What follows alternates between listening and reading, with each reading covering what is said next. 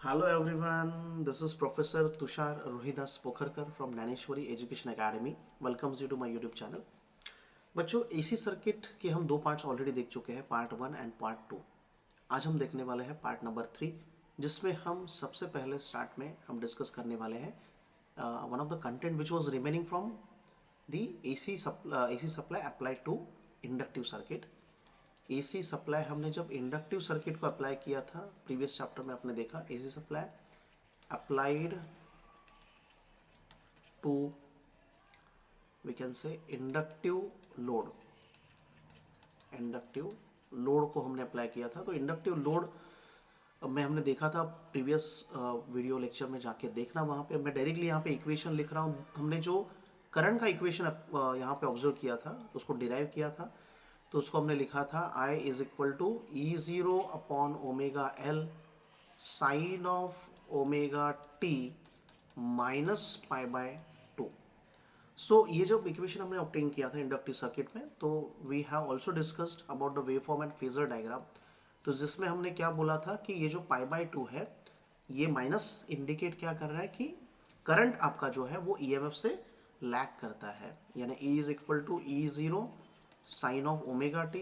ये आपके reference phasor यानी ईएमएफ का इक्वेशन था, जो कि जनरेशन से आता है। उसके बारे में हम डिस्कस नहीं करते बिकॉज वो तो जनरेशन से आ जाता है आपका। बट जब आपका हम बात करते हैं ई ज़ीरो अपॉन ओमेगा एल की, यानी जो आज का कंटेंट है जो हम देखने वाले हैं ई ज़ीरो अपॉन ओमेगा एल, तो इसको हमने क्या लिखा था, आई ज़ीरो लिखा था, यानी I zero is equal to E zero upon omega L. So अभी आपको याद आ रहा होगा कि if you compare this with Ohm's law, तो आपको याद होगा कि ओहम्स लॉ जो होता है वो होता है I zero is equal to E zero upon क्या आएगा यहाँ पे आएगा बच्चों आपका एक नया parameter which is called as inductive reactance. अभी ओहम्स लॉ क्या बता रहा है, ई ज़ीरो अपन आर आएगा यहाँ पे, ओहम लॉ ऐसे बताता है आपको। तो ये जो एक्सेल है ना, वही इस सर्किट के लिए आर है, इस सर्किट का वो आर है, यानी रेजिस्टेंस है। ये सर्किट इंडक्टिव है, रेजिस्टिव नहीं है, इसलिए आर से उसको इंडिकेट नहीं करता है, तो उसको एक स्पेशल पैरामीटर से इंडिकेट करता है, जिसको हम बोलते हैं इंडक्टिव रिएक्टेंस, जिसको हम बोलते हैं इंडक्टिव रिएक्टेंस। तो ये जो इंडक्टिव रिएक्टेंस है, इसका फॉर्मूला क्या बनता है, 2πfl, यानी इसको मैंने कहाँ से लाया, एक्सेल इज इक्वल टू, देखो if you compare this equation with this, तो एक्सेल क्या मिल रहा है हमें, ओमेगा एल मिल रहा है। तो ये जो ओमेगा है वो क्या होता है, ओमेगा आपका होता है एंगुलर वेलोसिटी। तो एंगुलर वेलोसिटी क्या होता है, कहाँ से आता है ये 2πf, angular velocity is equal to angular displacement पर unit time. Angular displacement total कितना होता है, 2π होता है एक कंप्लीट साइकिल का, और यहाँ पे आपका ये टी है, टी यानी क्या है, time period to complete one cycle, और इसीलिए 2π और 1/t जो होता है that is called as a frequency. 1/t जो होता है वो फ्रीक्वेंसी, इसलिए ओमेगा क्या है, 2πf होता है आपका। So that we can substitute and we can write down XL is equal to 2πfl। Getting this point. तो देखो यहाँ पे बच्चों ये समझ रहे हैं आपको कि एक्सएल जो है वो डायरेक्टली प्रोपोर्शनल टू फ्रीक्वेंसी है। XL is directly proportional to frequency, यानी फ्रीक्वेंसी डिपेंडेंट है, फ्रीक्वेंसी डिपेंडेंट है। जितना फ्रीक्वेंसी ज़्यादा रहेगा उतना इंडक्टिव रिएक्टेंस ज़्यादा होने वाला है। तो इससे एक नया यहाँ पे एक एडिशनल प्रॉपर्टी, एक कैरेक्टरिस्टिक उसका जनरेट होता है, और वो रिलेट करता है डायरेक्टली सप्लाई से। कैसे देखते हैं इसको, if you see two types of circuit हमने देखा था, एक देखा था एसी सर्किट और दूसरा हमने देखा था डीसी सर्किट। तो दोनों में इसका एनालिसिस देखते हैं हम कि एग्जैक्टली ये कहाँ पे कैसे वर्क करेगा। एसी सर्किट में अगर आप देखोगे तो हम देख चुके हैं कि इंडिया में फ्रीक्वेंसी जैसे होता है 50 हर्ट्ज, वैसे कुछ ना कुछ फ्रीक्वेंसी हर एक कंट्री में है, यानी एसी में फ्रीक्वेंसी होता है भाई, डीसी में होता है क्या, नहीं होता है। तो अब सोचोगे कि एक्सेल का वैल्यू हमने लिखा था, फॉर्मूला लिखा था 2πfl, तो फ्रीक्वेंसी डिपेंडेंट है।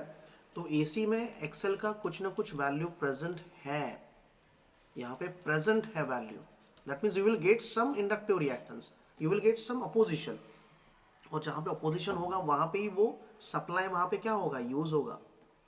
यानी रेजिस्टेंस, हम बोलते हैं कि रेजिस्टेंस ज़्यादा है तो there is a problem, but resistance होना ये भी इंपॉर्टेंट है।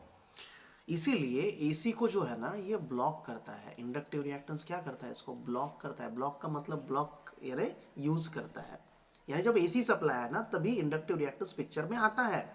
हर एक सर्किट में ये होता है, थोड़े बहुत कहाँ पे ज़्यादा होता है, जैसे मोटर्स में इंडक्टिव लोड है मोटर, जिसमें हमने देखा था वाइंडिंग्स होता है और उस नेचर के वजह से इंडक्टेंस आ जाता है।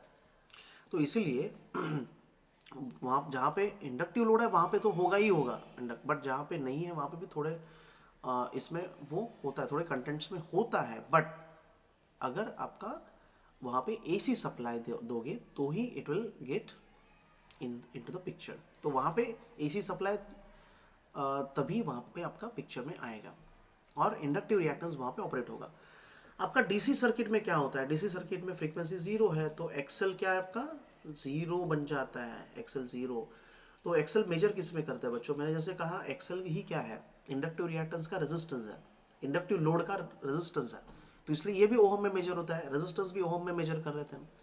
तो कंफ्यूज मत होना, इंडक्टेंस जो है ना ये क्या है, it is nothing but opposition to the change in current, opposition to the change in current। But ये एक्सेल जो है ना it is not opposition to the change in current, it is opposition to the flow of current, क्योंकि ये resistance बन चुका है। तो दोनों में डिफरेंस है। एल का रिप्रेजेंटेटिव है एक्सेल, एल का रिप्रेजेंटेटिव है एक्सेल। तो एल को यानी इंडक्टेंस को हम हेनरी में मेजर करते थे और इसको हम ओहम में मेजर करते हैं। तो इसलिए डीसी जो है ना ये it passes DC, it we can say it passes, DC is passed। DC pass यानी डीसी को वो क्या करता है, अलाउ करता है आगे जाने के लिए, यानी वो उसको ब्लॉक ही नहीं करके रखता तो यूज कैसे करेगा। इसलिए इंडक्टिव लोड में डीसी हम अप्लाई नहीं कर सकते हैं। So that was all about this inductive reactance. Inductive reactance is nothing but, उसका डेफिनेशन क्या है, it is opposition to the flow of current, it is the ability of inductor, it is an ability, it ये क्या है, एक ability है of inductor to oppose the flow of current. Okay, so ये आपका हो गया इंडक्टेंस का, इंडक्टिव रिएक्टेंस का सॉरी। एक्सेल के बाद हम आगे बढ़ते हैं अभी आपके नेक्स्ट सर्किट में। देखो तो ऑब्वियसली हम जब बात करते हैं, देखो आपका जब रेजिस्टिव लोड होता है, एक फिर से एक थोड़ा सा डिस्कशन हम करते हैं। रेजिस्टिव लोड जब होता है तो हमने क्या देखा था कि रेजिस्टिव लोड में जब हम एसी सप्लाई को अप्लाई करते हैं तो वहाँ पे जो आपका करंट है वो फेज में होता है, current in phase with, current is in phase with EMF या फिर वोल्टेज, इलेक्ट्रोमोटिव फोर्स के फेज में रहता है, क्योंकि वहाँ पे जो आपका रेजिस्टेंस है उसको अपोज कर रहा है, एनर्जी को कंज्यूम कर रहा है, बट उसको अलाउ भी कर रहा है, उसको अलाउ भी कर रहा है। वो एसी हो या फिर डीसी हो, रेजिस्टेंस तो फ्रीक्वेंसी डिपेंडेंट है नहीं, तो ऑब्वियसली वहाँ पे वो एसी और डीसी दोनों में ऑपरेट होगा रेजिस्टिव लोड। यानी आपका जो बल्ब, जैसे हमने एग्जांपल बहुत सारे देखे थे, तो रेजिस्टिव लोड वहाँ पे ऑपरेट होगा। तो यहाँ पे जो आपका वोल्टेज होता है ना उसको वी आर से इंडिकेट करता है, याद रखना, यानी एडिशनल, ये आपको बता रहा हूँ, V R is equal to होता है आपका I into R, I into R by Ohm's law. Inductive load में आपका क्या होता है, इंडक्टिव लोड का जो कंक्लूजन है ये है कि इंडक्टिव लोड अगर हम यूज़ करते हैं घरों में, इंडस्ट्रीज़ में, तो ये जो है ना आपके करंट को लैग करवाता है, करंट लैग्स बिहाइंड, पीछे रहता है, lags behind the EMF, lags behind the EMF. Lag का मतलब पीछे रहना होता है। तो जैसे लैग कह रहे हैं, सिंपल यहाँ पे एक वेवफॉर्म निकाल के दिखाता हूँ। यहाँ पे इन फेज का मतलब क्या है, ये ईएमएफ था आपका, यहाँ पे ओमेगा टी, उसके बाद ओमेगा टी, यहाँ पे ईएमएफ और करंट हम शो कर रहे हैं।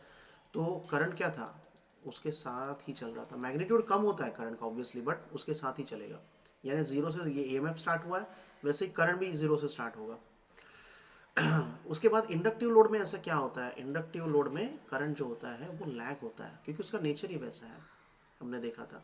तो डिटेल में नहीं देखेंगे, सिर्फ current lags behind EMF and उसका जो वोल्टेज होता है तो ऑब्वियसली वो क्या बन जाता है, I into X L now. तो voltage drop becomes I into X L. तो ये उसका क्या है, रेजिस्टेंस है, याद रखना। And now we are moving towards a next type of load which is called as capacitive load. तो देखो आपकी कैपेसिटिव लोड की अगर हम बात करें बच्चों, तो कैपेसिटिव लोड यानी AC voltage applied to AC voltage applied to capacitive load. Capacitive load पर अगर हम AC सप्लाई अप्लाई करते हैं तो वो कैसे बिहेव करेगा, तो देखो उसका एनालिसिस अगर हम कर रहे हैं तो कैपेसिटिव लोड यहाँ पे मैंने ड्रॉ किया है, एक कैपेसिटर है, यहाँ पे मैंने दिया है AC सप्लाई को, यहाँ पे एक प्लग की दिया है और इसको मैं क्लोज कर देता हूँ। यहाँ से करंट फ्लो होगा जब मैं EMF अप्लाई करूँगा। ओके, सो यहाँ पे AC सप्लाई मैंने अप्लाई कर दिया। ये आपका है कैपेसिटर C, इसके अक्रॉस जो वोल्टेज ड्रॉप होता है उसको हम VC से इंडिकेट करते हैं। देखो बात करते हैं कैपेसिटेंस की, तो कैपेसिटेंस जब पिक्चर में आता है तो कैपेसिटेंस क्या क्या होता है, कैपेसिटी होता है और पोटेंशियल उसमें क्या होता है, एक पोटेंशियल डेवलप होता है because it charges and discharges. ये कैपेसिटेंस का काम है, चार्जिंग करना एंड डिस्चार्जिंग करना। तो एक एनर्जी स्टोरेज डिवाइस जैसा ये काम करता है, एनर्जी स्टोर करता है, उसके बाद उसको रिलीज भी कर देता है इमीडिएटली जब उसका रिक्वायरमेंट होता है वैसे। तो अगर आप देखें तो यहाँ पे जो आपका EMF का इक्वेशन है वो सेम है, E0 sine of omega T, वही होने वाला है। This is an EMF induced in the circuit. यहाँ पे जो EMF इंड्यूस होगा वो is equal to E0 sine of omega T है।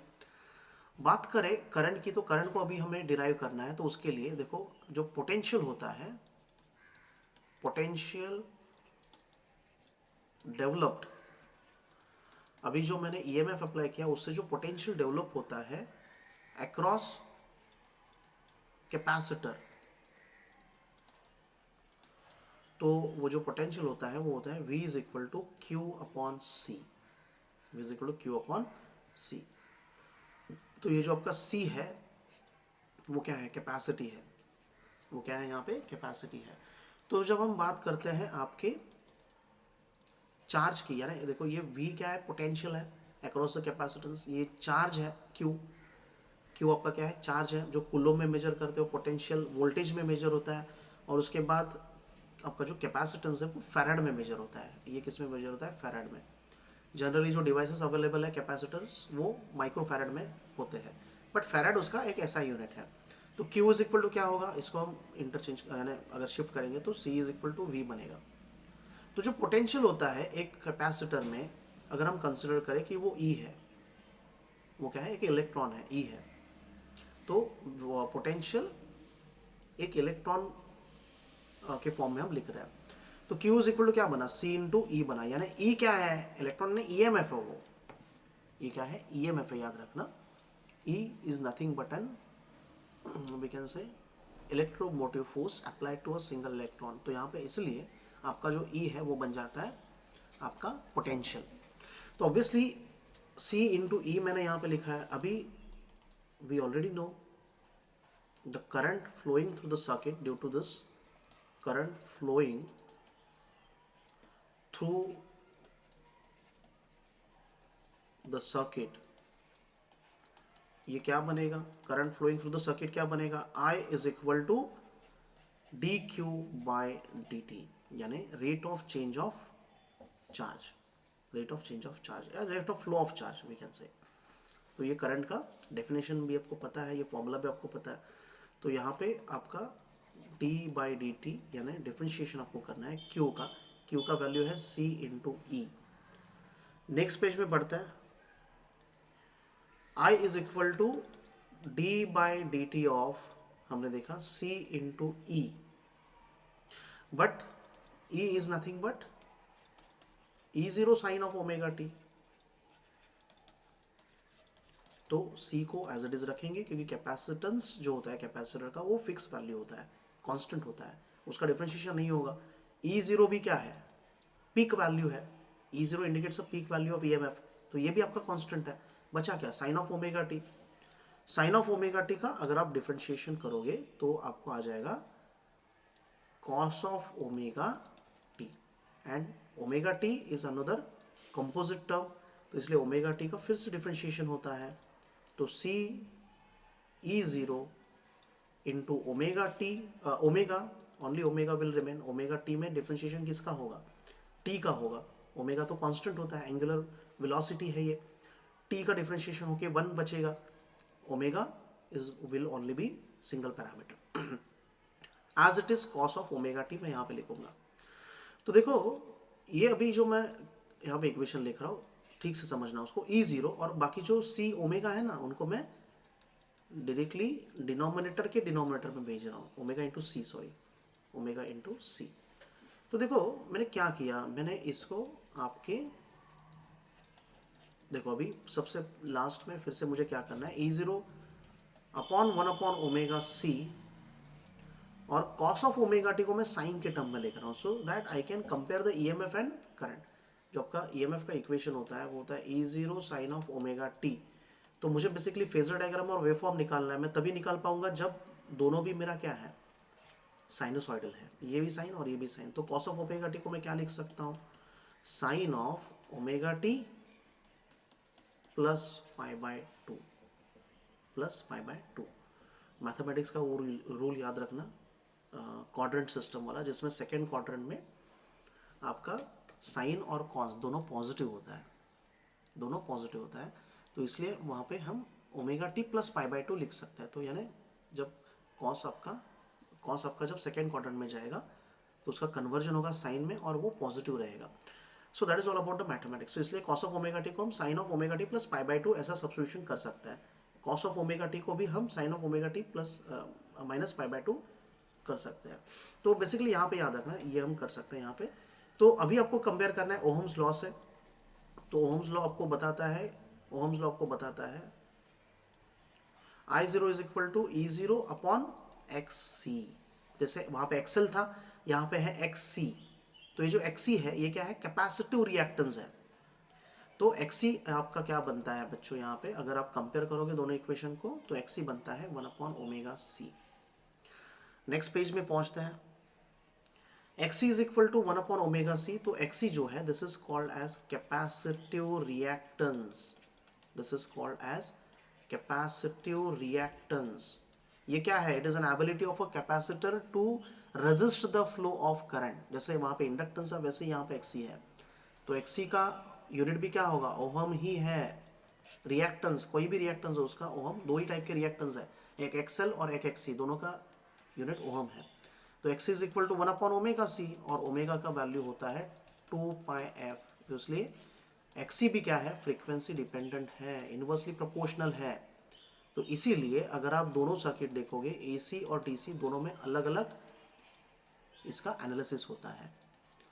तो अगर आप यहाँ पे ऑब्जर्व करोगे XC is inversely proportional to frequency है, यानी AC में जो आपका फ्रीक्वेंसी होता है वो समवेयर 50 हर्ट्ज होगा, DC में कितना होगा, DC में डायरेक्टली होगा 0 हर्ट्ज। तो 1 अपॉन 0 कितना होता है, इन्फिनिटी होता है बच्चों, infinity.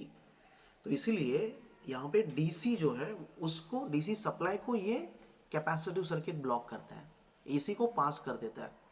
Higher frequencies of AC को नहीं पास कर पाता है क्योंकि उनका फ्रीक्वेंसी ज़्यादा होता है, 50 हर्ट्ज जितना कम है उतना उसको वो क्या करेगा, पास कर देगा, आगे बढ़ा देगा कैपेसिटेंस, यानी उसको वो चार्ज नहीं करेगा, उसको अलाउ करेगा। इंडक्टिव सर्किट किसको अलाउ कर रहा था, AC को अलाउ कर रहा था, DC को नहीं। यहाँ पे कैपेसिटिव सर्किट DC को अलाउ कर रहा है और AC को पास कर रहा है। तो that's the difference between this two. यहाँ पे ये क्या होता है, पास हो जाता है और ये ब्लॉक हो जाता है। DC का होता है, क्या होता है आपका, ब्लॉक हो जाता है। Okay, so you can understand from this that this is the difference between these things, inductive and capacitive। आगे बढ़ते हैं फेजर डायग्राम्स की तरफ। देखो अभी हम बात करेंगे वेवफॉर्म की पहले। तो वेवफॉर्म कैसे हम बना सकते हैं इसका, देखो I इज इक्वल टू, पहले E लिखता हूँ, E is equal to E zero sine of omega T होता है, और करंट जो है उसको हमने डिराइव किया I zero sine of omega T plus pi by two, plus pi by to. Clear है। तो जब हम प्लस पाई बाय टू लिख रहे हैं वहां पे इंडक्टिव सर्किट में क्या था, इंडक्टिव लोड में माइनस पाई बाय टू आया था, तो वहां पे लैग कर रहा था। यहाँ पे करंट जो होता है वो लीड करता है, करंट लीड्स द वोल्टेज या फिर EMF leads the EMF by phi is equal to pi by 2 से वो क्या करता है, लीड करता है, यानी उसका अगर हम वेवफॉर्म ड्रॉ करेंगे तो ऐसा ड्रॉ होगा वो, यहाँ पे ओमेगा टी आपका, this is EMF and current. तो ईएमएफ ऑब्वियसली देखो 0 से स्टार्ट कर रहा हूँ मैं, ईएमएफ को ऐसे दिखा रहा हूँ, सिर्फ एक कंप्लीट साइकिल दिखा देता हूँ। और जो करंट है वो लीड कर रहा है, यानी वोल्टेज से पहले स्टार्ट हो रहा है इसमें, यानी अगर मैं इसको यहाँ पे एक्सटेंड करूँ तो somewhere here it will start, π/2 से कर रहा है, तो ऑब्वियसली π/2 पहले मैंने इसको दिखाया, ये π/2 है, ये आपका क्या है, π/2 है। This is a phase difference between this EMF and this is EMF and this is basically current. तो दोनों के बीच में जो आपका फेज डिफरेंस है वो π/2 है, करंट लीड कर रहा है, यानी करंट पहले स्टार्ट हो रहा है फिर ईएमएफ स्टार्ट हो रहा है, that's a difference between two circuits. उसके बाद फेजर डायग्राम अगर हम ड्रॉ करें तो फेजर डायग्राम इसका कैसे ड्रॉ होगा, देखो बहुत ही सिंपल वे में मैं ड्रॉ कर रहा हूँ, आपके टेक्स्ट बुक्स में बहुत डिफिकल्ट करके दिया है। तो ये आपका ओरिजिन होता है आपका रेफरेंस जो है मैंने कहा था ई होता है, E is your reference, E यानी E0 sine of omega T, EMF आपका क्या है, रेफरेंस है। ई आपका मैंने यहाँ पे दिखाया लीड कर रहा है, हम फेजर में कैसे मूव करते हैं, एंटी क्लॉकवाइज मूव करते हैं, तो करंट हमेशा लीड करेगा, यानी करंट हमेशा कहाँ पे रहेगा, आगे रहेगा, तो यानी करंट यहाँ पे होगा। इंडक्टिव सर्किट में कहाँ पे आया था, इसके नीचे आया था, यानी लैग कर रहा था, पीछे आया था वो। तो एग्जैक्टली 90 डिग्री से वो करेगा, क्योंकि आपका जो circuit and capacitive circuit that is a pure circuit, pure circuit में 90 डिग्री से करता है। अगर इम्प्योर बनता है थोड़ा बहुत, यानी उसमें कुछ तो मिक्स है, सो वो यहाँ पे आ सकता है, आपका आई जो है यहाँ पे आ सकता है। So it depends on the type of circuit that you are observing. तो हम यहाँ पे प्योरली कैपेसिटिव सर्किट ऑब्जर्व कर रहे हैं, तो ऑब्वियसली ये आपका फेजर डायग्राम रहेगा। ये सब निकाल सकते हो, आपको मार्क्स मिलेंगे, don't worry. Okay, so that is all about today's lecture. So हमने आज दो चीज़ों की बात की है, just go through it and we will see the next part in the next chapter, next session, and that is nothing but RLC circuit, जो बहुत बहुत इंपॉर्टेंट है, तो उसको थोड़ा सा डिटेल में आपको बताऊंगा। Okay, so thank you very much for observing this video lecture. Please share and subscribe अगर आपने नहीं किया होगा, and please आपके दोस्तों को भी बताना about this video lecture series. Thank you very much for watching. Bye bye.